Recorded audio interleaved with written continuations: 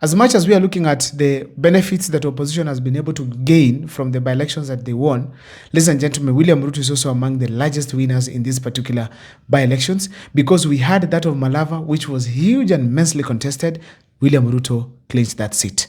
We had this one from Mbeere North, which was also seriously contested. Still, William Ruto clinched that seat. Ladies and gentlemen, there are huge statements that William Ruto made from these particular by-elections that were held at Mbeere North and Malava. The reason why I'm saying so, these seats were seriously contested. In Western Kenya, George Natembeya has brought the Tawe movement, basically to bring down President William Ruto. But now William Ruto, through that particular by-election, has been able to show them that you guys, with the Tawe movement, hamwezi nitisha. He has gone back to Mbeere North, where we expected William Ruto to seriously get serious hostile environment, because William Ruto, the moments that he visited that region after 2022, things were not good on his side. So in a nutshell, William Ruto has been facing very hostile environments there. But now winning that seat, it's a clear indication that William Ruto has gone back to the Mount Kenya region. So we can simply tell that William Ruto's victory made many statements. And that's what I want to show you in this particular video. But before I do so, if this is the first time you're watching my videos at Mokwa Times, please take a second or two to subscribe, like, and comment, because that is the best support you can always give this channel.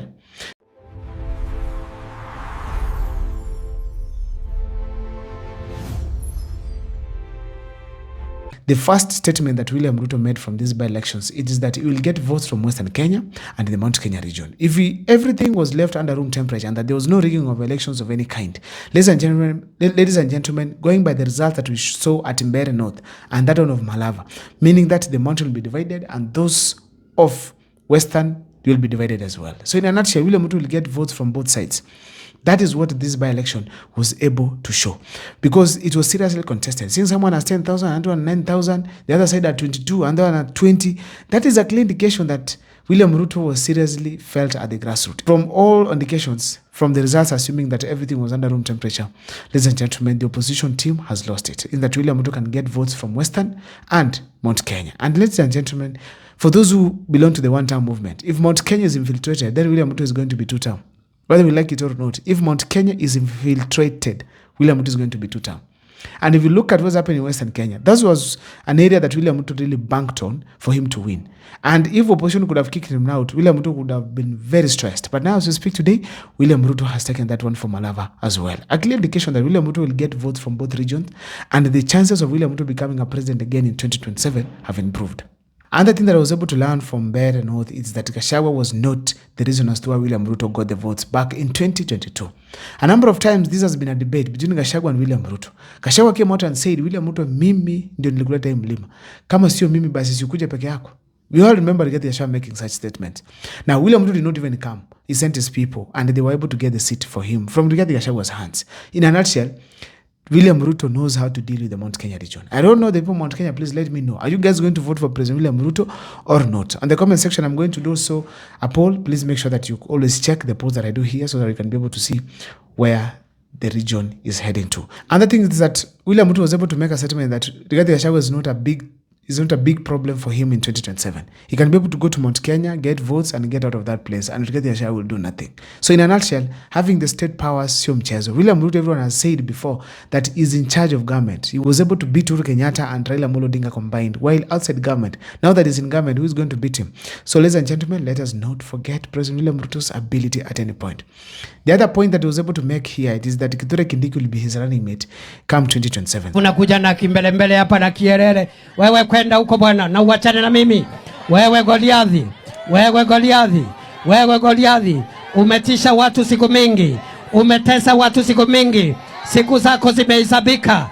Alhamisi tunakumalizia. Mene tekeru pasid. So the ODM people, they have to prepare themselves to face Kindiki. Now, Kindiki is going to be the running mate of President William Ruto. By delivering that seat itself, it's one of the things that I can be able to say Kindiki has done that are greatest within the government. Second, Kindiki has also done campaigns. He has managed to multitask here and there. He has been managed to improve even his orator skills. Fire, see fire. He abandoned speaking soprano. He came back to bass. Fire, see fire. Fire, see fire.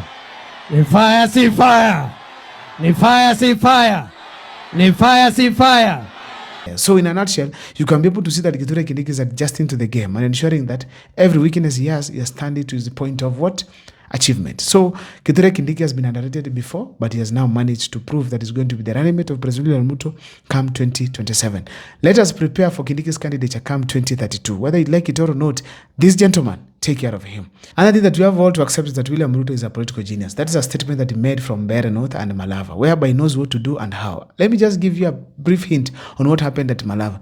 He sent Faruk Kibet, not to Musalia Mudavadi, not to Wetangula. Personally, I felt like it was wrong. But now realizing that the dirty politics that we have in the country, Faruk Kibet was the best person to be at Malava. And indeed, he did a wonderful job. I'm telling you, if it was dirty or clean, he did the best job. And let me tell you, Faruk has been nowhere to be seen. He has been silent.